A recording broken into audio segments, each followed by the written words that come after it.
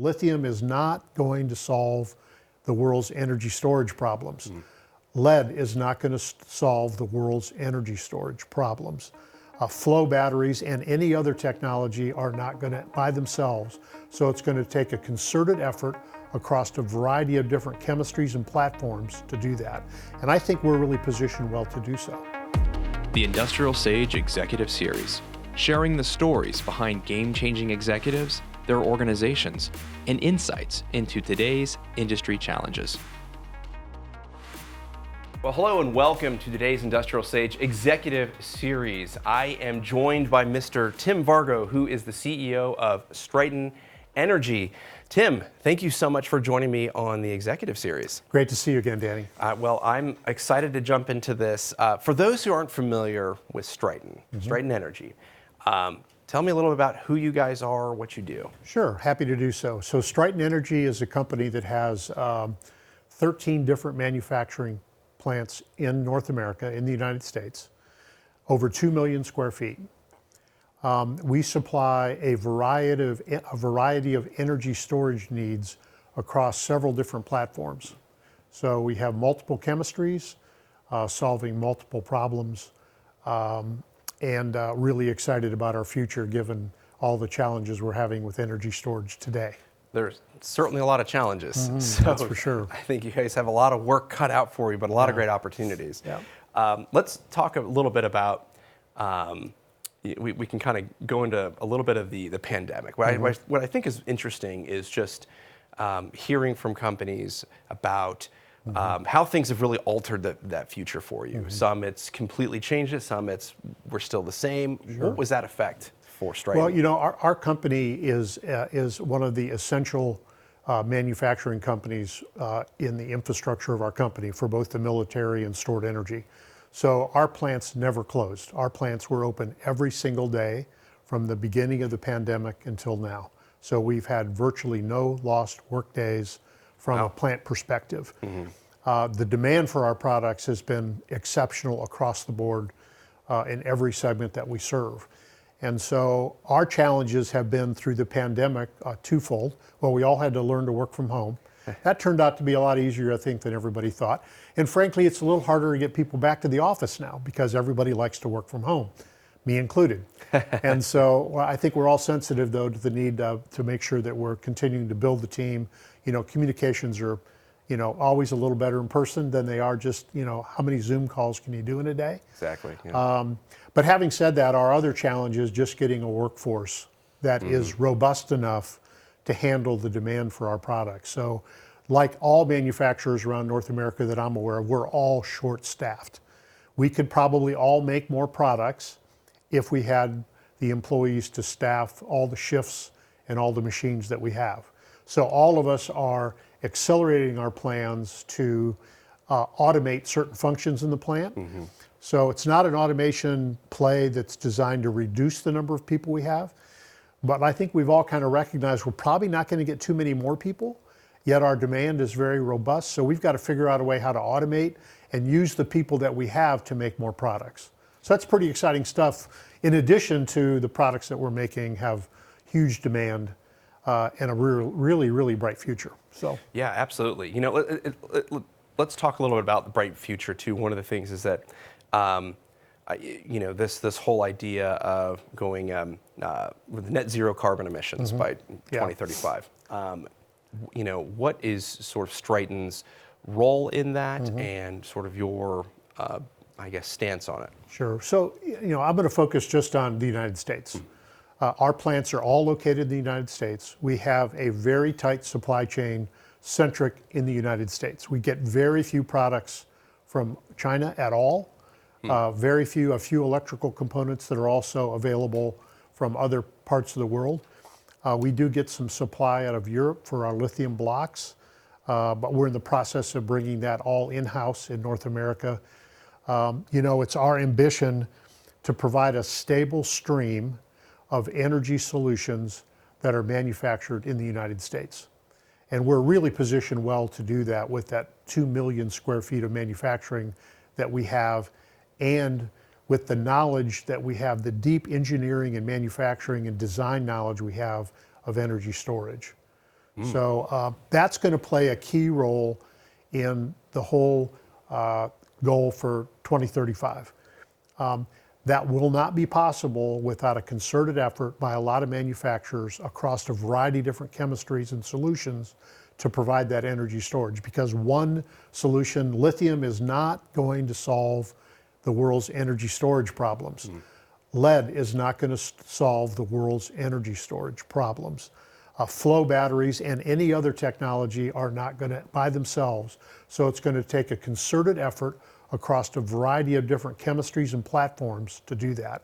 And I think we're really positioned well to do so. That's, well, you know, what I was unaware of before our conversation is that, you know, how much domestic production was happening. I think you said the numbers, it was about over 90% or 90% thereat. Well, for our supply chain, it's well over 95% of the products that we manufacture in the U.S. are captive in the U.S. from a product standpoint. When we look into the future with lithium expansion, flow expansion, the electrification in order to get to that net zero by 2035, it becomes a little more pragmatic in how we end up getting there. So it's going to be interesting, that's for sure. And then when you layer on top of the really enhanced regulations that are coming down the pipe, we were headed this way anyway. You know, California has had energy challenges for well over a decade. The infrastructure is not able to support the demand in the electricity market, and so storage has been a big deal out there for a long time. With the infrastructure that we have in North America that is so aged, and the lack of investment in actually the electrification infrastructure, and the reduction of nuclear energy, and the reduction of coal, the storage of energy is going to be just so exciting and so demanding that even without government regulation to accelerate the process, it was going to accelerate naturally anyway. But with government regulations, they've got us on a fast track with some huge, great, ambitious goals for energy storage. So. Yeah, talk to me a little bit about like what does that future look like for you? Let's say maybe down to on a consumer level, or even you know from an industrial standpoint. Sure. So if you think about the consumer level, obviously a lot of folks want to have solar power so that they can reduce their energy storage bills, so they can send power back to the grid and have a stable amount of energy coming into their home. What has been lacking really over the last couple of decades, with very few exceptions, has been the actual storage of that energy that's captured from a windmill in your backyard, solar panels on your roof, or a solar array set up in your yard. That's all fed back into the grid, and there's really nothing stored in your home for the most part, if you looked at it over the last decade or so. So the opportunity there is to provide a variety of different storage solutions for the home. We have a lead solution, which is probably a little more complicated than most people would like. Lithium storage is certainly the most convenient. It's also pretty expensive. And so as lithium cost continues to go down, that's going to be a very efficient way to store energy, so that when the power goes out, you have actually energy stored up to run everything in your home, from your heating to your air conditioning to your refrigerator to the lights on. And that grid, that grid that can be made, let's call it a microgrid. Microgrids would be kind of more of a neighborhood thing, but just the grid for your house, you can support yourself. What the government is doing now, the government is talking about legislating microgrids for neighborhoods. And so then you're going to need something more than lithium to back it up. And that's where we think the flow technology, we're using vanadium as our chemistry to store energy, because we happen to know it's pretty efficient, more efficient than many of the other flow battery technologies. But that flow battery is going to be able to hold an awful lot of energy for a much longer period of time, 4 hours in duration or greater, and it's completely scalable for the size of the grid that you want to support. So pretty exciting stuff. That is super interesting. Yeah. So, all right, so I'm going to kind of like break that down Okay. to maybe in my mind, to an elementary level. I'm curious. I want to make sure I understand this right. So you're thinking that the future will be is that obviously there's a higher demand in energy production that needs to happen at a local micro level, at your house Yep. or neighborhood. And that we need, the ability, because we've got, let's say you've got a solar array, you've got EV, the EV market, I guess we can talk about here in a little bit, that's exploding. So if everyone wants their Teslas and their Rivians and Fords coming, all this stuff, right? And that's creating a bigger demand there. Yeah. From a storing standpoint, if the power issue goes, we have issues, that would happen at a local residential level or even at a neighborhood level. Yep. Call it Correct. micro. That's pretty interesting. Yeah. So the challenge here is that lithium today is the ideal solution for home energy storage. I'm going to venture to say that probably 95% of the lithium batteries that we get in the United States are made in China. So the world, not only the United States, is very dependent on China manufactured product. Long supply chain. I won't even get into all the other nuances of products coming out of China relative to the importance of owning our own energy storage. So right now we have a foreign country that virtually owns our energy storage. It's a critical opportunity. infrastructure It is, issue. absolutely. Yeah. And so given that, we are, along with several other North American manufacturers who know how to build product in energy storage to scale, which is really critical. We are all driving towards a North American or a United States sourced supply chain and manufacturing to manufacture lithium energy storage right here in the United States for the United States. Government regulations, as they're being formed today, are going to be requiring that energy storage to be manufactured in the United States, not only for your home, for the microgrid, or for the total grid backup, the critical infrastructure for all the power plants. If you were to do that today, you'd have to go to China to get that product. Right. We have the manufacturing technology in the United States. We have the understanding, the design, the footprint, and the intellectual capital to build that product right here. We just need a few years to get it done. That's super exciting. I love that, and we're hearing all these stories across. Actually, I'll give you a really interesting, not in the energy space, but in healthcare. There was, and just down the road, there's one of our clients over at Optimum, the Jackson Healthcare. It's a big healthcare staffing. They ended up buying a antibiotics manufacturer called U.S. Antibiotics in Bristol, Tennessee. During the pandemic, they ended up going bankrupt, and had employees that were coming in that were working there because they are the only domestic producer of antibiotics. So penicillin, amoxicillin, that's the only one in the United States, and it went bankrupt. And so they bought it, and we have to keep this thing moving forward. And that was fascinating to me, a little terrifying, to be honest with you, saying, wait a minute, that when we're talking about critical infrastructure here, certainly energy storage and the grid. I mean, you want to talk about big issues. That's a big one. Yeah, driving towards electrification, and obviously the EVs are kind of at the forefront of that. That's what gets all the publicity. The unfortunate part is, if you looked at the average home in America, it only has 100 amp service. And that 100 amp service, for the most part, in the average American home is probably about 90% used. If you're going to put an EV charger in your home, I think you need somewhere between 60 and 80 amps. That's a significant. Well, where's that going to come from? Right. You're certainly not going to say, well, listen, we can't use our refrigerator today because we have to charge our Tesla or our Ford pickup truck. Let's take it down a couple notches. Ford's got the great Mustang Mach-E, which is a great vehicle. They're selling a ton of them, manufactured right here in the United States. They're sold out of their F-150 Lightning truck. If you want to do home charging with a reasonably fast charger, you're going to have more amps in your home, or you're going to have some form of stationary backup power that you can charge through solar or through your network, hold that energy, so when you come home at night to charge your vehicle, you plug in and it runs off of that instead of off your 100 amp box. Yeah. So there's a lot of things that are going to have to change in order for us to meet our net zero goals. A ton of things, but I do think it is. I think it's super interesting. We were talking about a little bit how people are, there's this shift. Even, I think even before we started recording, we were talking about, hey, this idea of creating energy production, right, at the micro, at the home level, or an industrial facility, what have you. I think that's an interesting frontier, especially as now I feel like the costs have dramatically dropped. I remember looking at this 10 years ago, and you're like, okay, well, this is, I don't know, the return on this. Now we're really actually, the costs are going to, and from a storage standpoint, I would, what is that looking like over there?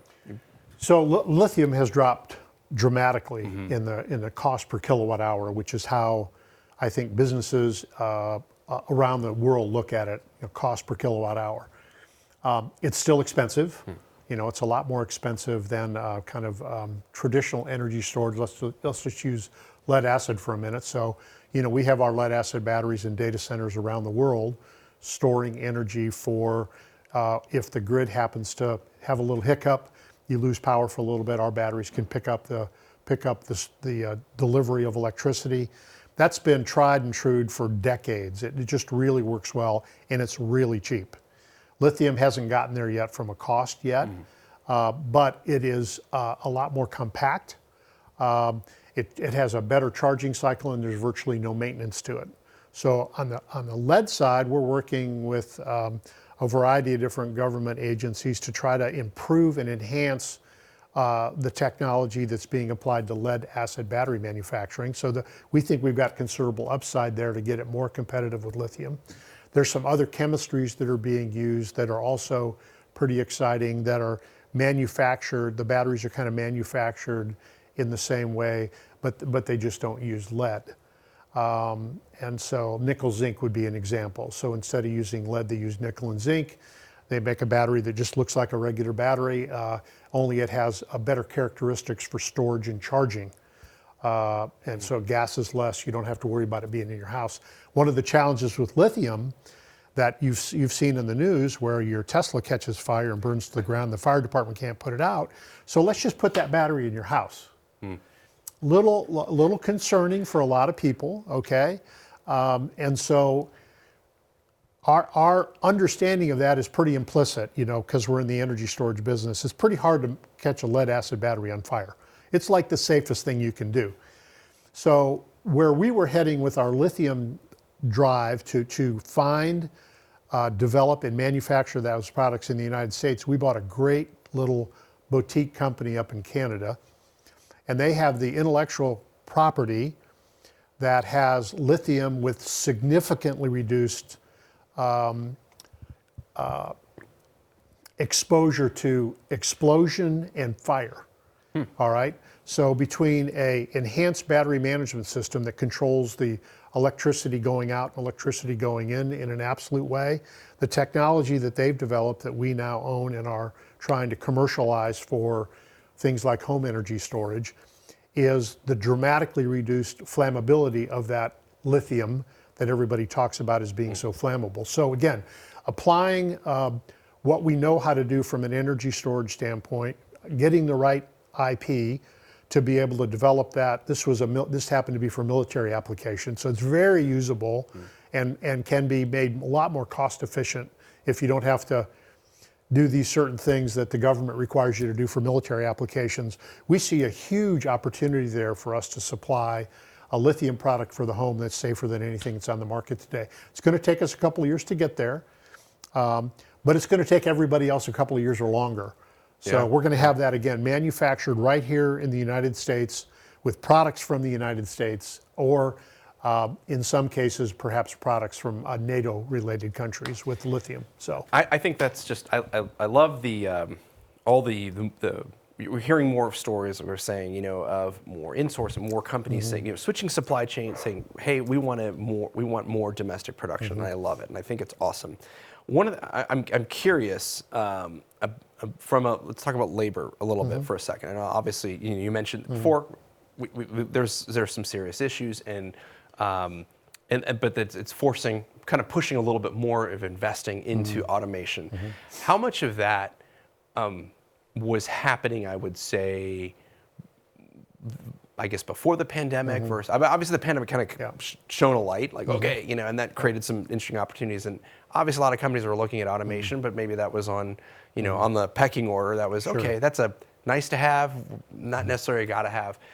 But when we're looking at, I guess I would say specifically with domestic production and labor rates being higher than what they might be going to China, was automation part of a solution before the pandemic, or? Yeah, so great question. I would say that most people in manufacturing have a roadmap to improving their automation.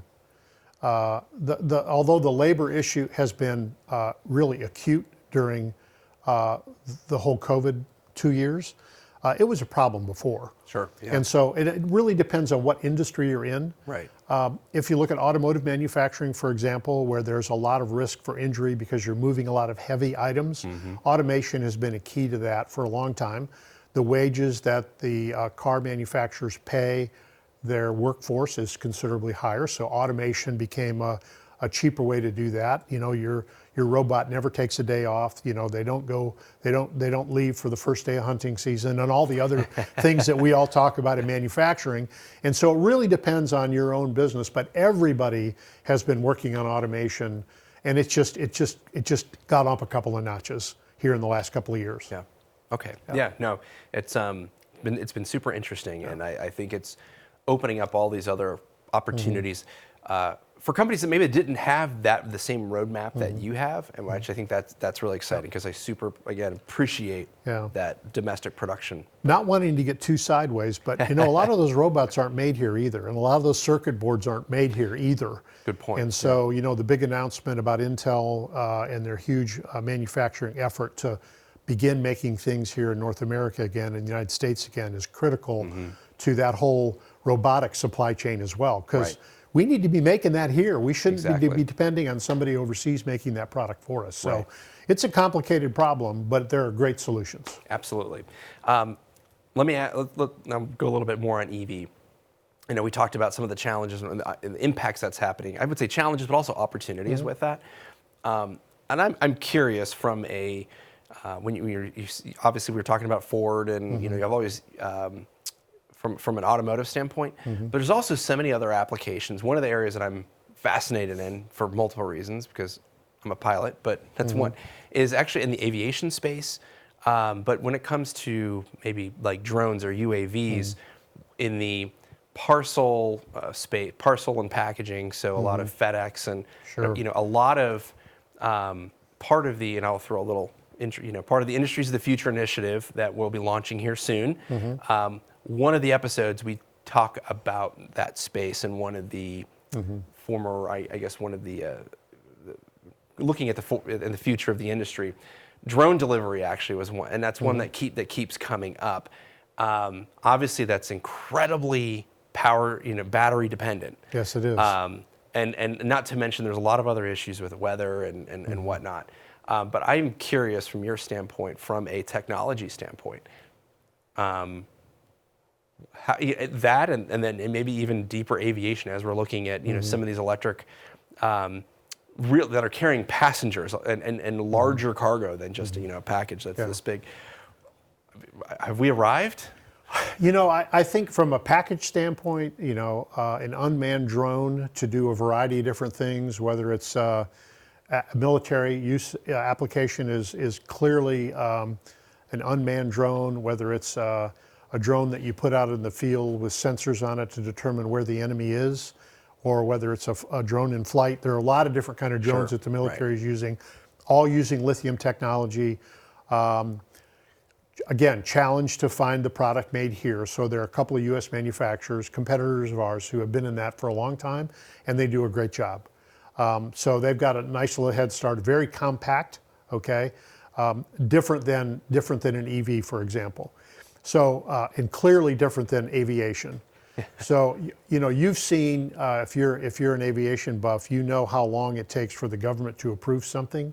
Yes. And even when they do, sometimes they mess it up, and I'll leave Boeing out of this because, you know, the government helped Boeing mess that up. But it took years to get those approved, only to find out they didn't work. Think about how long it's going to take them to be comfortable putting a battery that burns on an airplane to fly people. So a lot of drone development's going to be done, large drone development's going to be done with the government, with industry. It'll likely happen, but probably not in your business lifetime or mine, would be my guess. I'm a little older than you, a lot older than you, so it's certainly not going to happen in mine, but I could easily see it happening. You know, the great thing about manufacturing ingenuity is that it never ends, and it's amazing the things that we can do to solve problems and create jobs and different solutions that we had only dreamed of before. So, you know, Absolutely. yeah. Well, speaking of the, the ingenuity and being able to solve problems, if I were to give you the magic wand, this is a magic wand question, to solve one thing in the industry, what would that be? People. That would be the biggest magic wand I could come up with. You know, whether you're in the car repair business, trying to find a technician to do that is hard. Our schools aren't set up like they used to be to train people for anything other than going to college, okay? And yet we have a lot of jobs that are required to make America work that we don't have the people for. We're in the forklift battery business, so we have a nice share of wallet in that for new fork trucks and used fork trucks. Well, guess what? They don't have the technicians that they need to have either. So whether you're an automotive technician, a motive power technician, you're a technician working on a Navy submarine, you know, you're a technician working in an electrical substation, you're an electrician, all those skills, all of them are short. And we're short hundreds of thousands of those people. So from a magic wand standpoint, if I could wave one, that would be it. Because then that would allow us to do all the other things that we need to do to build the infrastructure to get the job done. If we don't have those people, a robot can't do that unless somebody can build it. Right. A robot can't do that unless somebody can design what the robot's going to do. And even though there's a lot of work being done for artificial intelligence, and frankly, that gets a little bit scary from my perspective. And I think if you heard Elon Musk's interview, it scares the heck out of him too. So if he's afraid of it, I think I should be afraid of it too. I'm just saying. And so AI is going to be doing a lot of things. We just have to be careful what we let it do. Sure. So anyway, the magic wand, people. Labor. Yep, People. labor. So, all right, another question then with that. How do we solve it? That's the $1 million, that's the $1 billion multi-billion dollar question. Well, you know, it's gonna take what we're trying to do right now with this energy solution. It's got to take a combination of government and private enterprise to work together to solve it. You know, the government has one idea what public education ought to be, and that varies by geography. But I think we all have to recognize that as a challenge and invest in it together. Yeah. Private enterprise can do an awful lot, but we have a huge education infrastructure that costs us trillions of dollars a year. We have to figure out how to better solve our education problems other than the way we're currently solving them. Yeah. So, Interesting. Well, listen, Tim, I love this. This was great. I do have one more question. Yep. Okay, last question. last question. I think. All right. Sure. Last question. I believe you. So, as the leader of your organization, and this is a little bit more of a personal question here at the end. What do you do to help sort of like stay at the top of your game? Well, so I'm in the manufacturing business, and we manufacture products with people. And so the best thing I can do with our leadership team in concert is to make sure we're effectively communicating to all of our employees where we're going, how we're going to get there, and what it means to them and their families. And so those are the things that our team works on every day. Is we got to have clear goals. They have to be attainable goals. We can have stretch goals. We can dream big, but we've got to make sure we're explaining that to the men and women that we work with every day, so we're all along in this journey together. We all know where we're going. We have a pretty good idea how we're going to get there, but we're not going to get there working in isolation. We've got to get there working as a team. So we've got 2,500 employees in 13 different plants around the country. We've got to work together to make this work as well as we all aspire to have it work. So.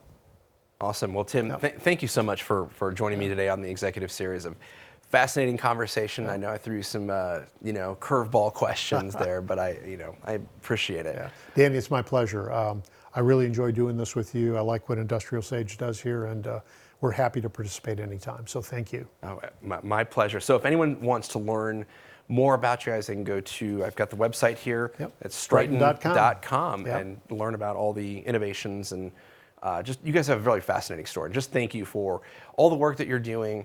Love the mission, and we want to help, we're here to help support that. So That's great. That's awesome. Thank you. All right, well, thank you. Okay, well, that wraps our interview with Tim. Thank you so much for coming on. Awesome, I loved it. So many great takeaways. So listen, if you are not subscribed, you're missing out on great content like this, great interviews with leaders who are really creating innovative solutions, who are changing the world and really solving some of our pressing challenges that we've got going on. There's some great opportunities here. So subscribe. You can go to industrialsage.com, subscribe there, and otherwise you're missing out. That's all I got for you today. Thank you so much for watching, and I'll be back next week with another episode on Industrial Sage. Thank you for joining us for this week's episode. Get notified every time there's a new episode by signing up for our email newsletters. You can also subscribe wherever you get your podcasts. And while you're there, please leave us a review so more industrial professionals can find us. Want us to tell your story? Go to industrialsage.com. This week's episode was produced by Rika Wiersma, filmed and edited by Optimum Productions, and our executive producer is Danny Gonzalez. Thank you for watching Industrial Sage.